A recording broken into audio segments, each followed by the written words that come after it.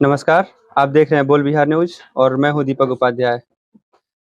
बिहार में नगर निकाय चुनाव की सरगर्मियां पूरी तरह से तेज हो चुकी हैं और उसी क्रम में आज हम बगहा पहुंचे हैं और बगहा में आगामी 10 तारीख को चुनाव होने हैं। तो हम प्रत्याशियों की जो भूमिका है और उसी क्रम में हम आज बगहा नगर परिषद चेयरमैन के प्रत्याशी पुष्पा गुप्ता पति पप्पू गुप्ता जी से बात करेंगे और उनके मैन्युफैक्चरों के बारे में और उनकी क्या रणनीति है चुनाव की, उस पे बात करेंगे। सबसे पहले तो हमारे चैनल पे आपका बहुत बहुत स्वागत है। जी नमस्कार। बोल बिहार चैनल है आपका और आपके चैनल के माध्यम से मैं पूरे बगहा नगर वासियों को प्रणाम करता हूं, नमस्कार करता हूं और सभी का अभिवादन करता हूं। आप बगहा नगर परिषद चुनाव में चेयरमैन के पद पे उम्मीदवार हैं, तो आखिर आपकी मैन्युफैक्चरिंग नीति क्या है? चुनाव किस मुद्दे पे आप लड़ रहे हैं? आप अपने जनता को क्या संदेश देना चाहते हैं? देखा जाए बगहा नगर परिषद क्षेत्र है ये। मैं 1988 सर्वप्रथम जब नगर परिषद बगहा का जो गठन हुआ था उस समय से लेकर और 2007 तक इस बगहा नगर परिषद में वार्ड नंबर 3 और 4 का प्रतिनिधित्व किया हूं। 1988 में सबसे कम उम्र मेरी थी जिस समय मैं वार्ड कमिश्नर बना था। आने वाले समय में बच्चों की पढ़ाई के चलते मैं बगहा से अपने बच्चों को पढ़ाने के लिए पटना चला गया। इस बार 2022 में जो चुनाव हो रहा है, ये चुनाव माननीय मुख्यमंत्री हमारे यशस्वी नीतीश कुमार जी का एक बहुत अच्छा फैसला के तहत हो रहा है कि आम जनता को ये अधिकार मिला है कि अपने चेयरमैन चुने। क्योंकि इसके पहले जो चेयरमैन चुने जाते थे उसमें पैसे का खेल होता था, वार्ड कमिश्नर जीत के जाते थे और अपना अपना मत जो है अपना वोट बेच देते थे। ये सब बातें आपको भी पता होगी और सारे लोगों को पता है। लेकिन इस बार जनता जनार्दन के हाथ में ये फैसला दिया गया कि भाई आप अपने प्रतिनिधियों को चुने और उसी के तहत मैं इस चुनाव में आया हूं। मेरे गांव ग्रामवासी मुझे इस चुनाव के लिए प्रेरित किया और मैं चुनाव मैदान में हूं। तो आखिर आप जब चुनाव लड़ रहे हैं तो चुनाव की रणनीति क्या है? किस मुद्दे पर आप चुनाव लड़ रहे हैं? आपके मुद्दे क्या हैं और जनता के बीच आप क्या संदेश देना चाहते हैं? मैं जिस जगह से हूं यहाँ पर 350 एकड़ जमीन में जो रेलवे की भूमि है और जिसमें कैलाश नगर बसा हुआ है, जिसमें 4-5 वार्ड हैं। 1972 में यह गांव बसा। ये गांव बसाने में मेरे पिताजी की अहम भूमिका रही, श्री नंद किशोर प्रसाद जी की। और उस समय से ही हम लोग देखते आ रहे हैं, मैं उस समय बच्चा था लेकिन उस समय से मैं देखते आ रहा हूं कि सिर्फ आश्वासन मिला नेताओं से, यहाँ के पदाधिकारियों से कि इसको हम लोग स्थायीकरण करेंगे। जब भी कोई चुनाव आता है, चाहे वो पार्लियामेंट का हो चाहे एमएलए का हो, जब भी कोई चुनाव आता है तो सारे लोग अपना आके यहाँ पर बिगुल फूकते हैं कि अरे कैलाश नगर को हम लोग अस्थायीकरण कर देंगे। और कैलाश नगर की जनता भीड़ बना के भीड़ का हिस्सा रह जाती है और हमेशा छली जाती है। यही मेरा मुद्दा था कि मैं अगर इस पद पर आता हूं तो मैं जो नगर परिषद क्षेत्र में ये क्षेत्र आता है जिसमें और सुविधाएं तो मिली हैं, सड़क की सुविधाएं तो कुछ हैं, लेकिन इसका स्थायीकरण नहीं है, जिसके चलते जो सरकार के तरफ से गरीब लोगों के लिए जो ये सुविधाएं मिलती है वो इनसे वंचित रहते हैं।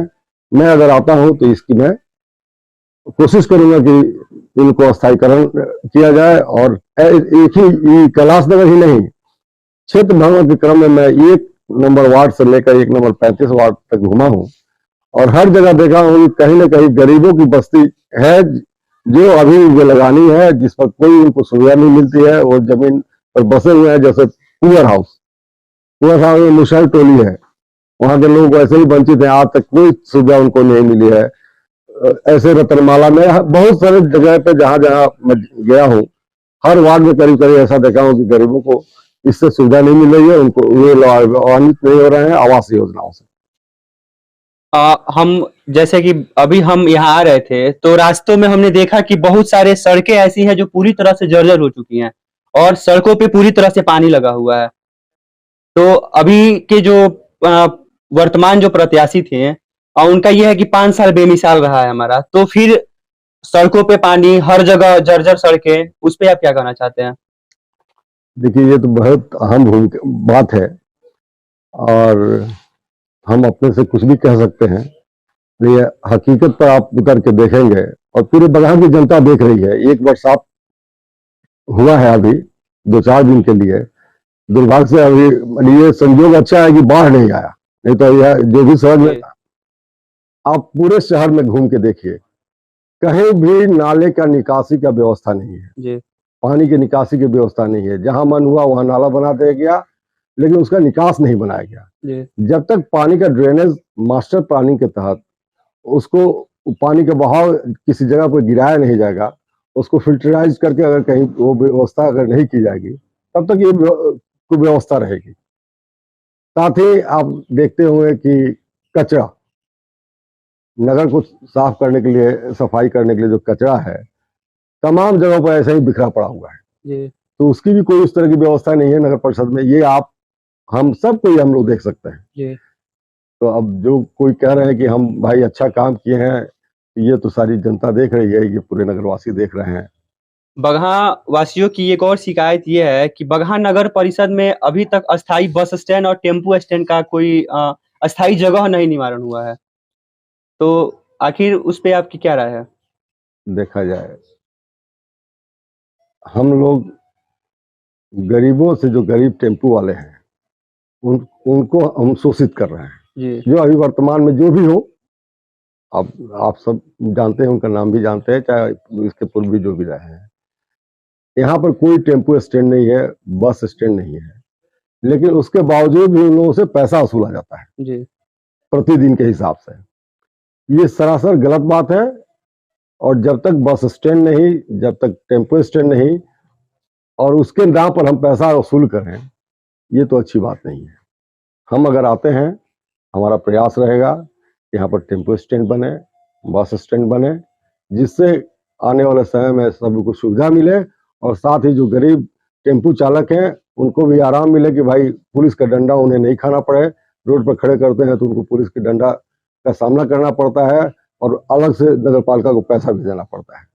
तो जब अगर हम बगहा की जनता हमें अगर चुनती है, हमारी पत्नी को चुनाव में अगर जीत हासिल कराती है, तो ये मेरा प्राथमिकता रहेगा कि मैं ऐसी व्यवस्था करूं।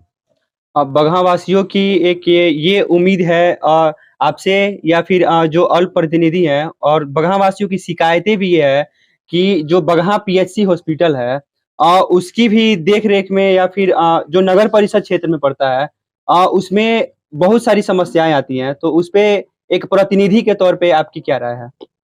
देखा जाए, अनुमंडल अस्पताल है बगहा में। जी।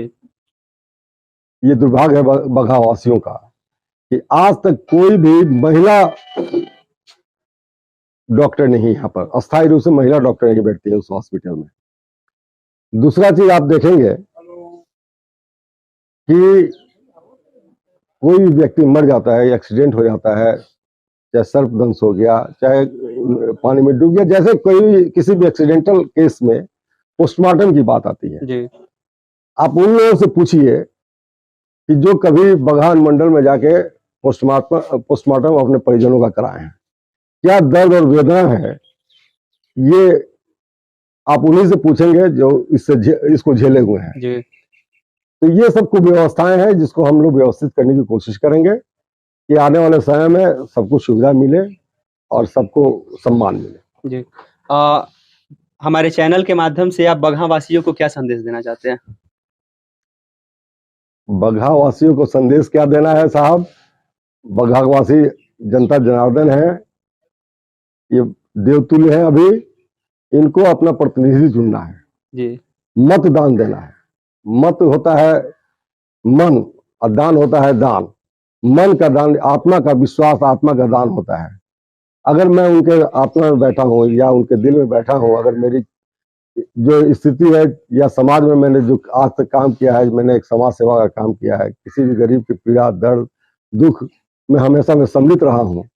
अगर आपको लगे बगहा नगर वासियों को ये चीज लगे कि मैं उनका सम्मान कर सकता हूँ, उनके सेवा में तत्पर रह सकता हूँ या किया हूँ, तो मैं सभी से ये उम्मीद करूंगा और सभी से आग्रह करूंगा कि वे सभी लोग मेरी पत्नी को वोट दें और मुझे सेवा का मौका दें। बहुत बहुत धन्यवाद आपका। धन्यवाद आपको भी। हमारे साथ अभी बगहा नगर परिषद के जो नगर निगम के चेयरमैन के प्रत्याशी प्रतिनिधि पप्पू गुप्ता जी हमारे साथ मौजूद थे।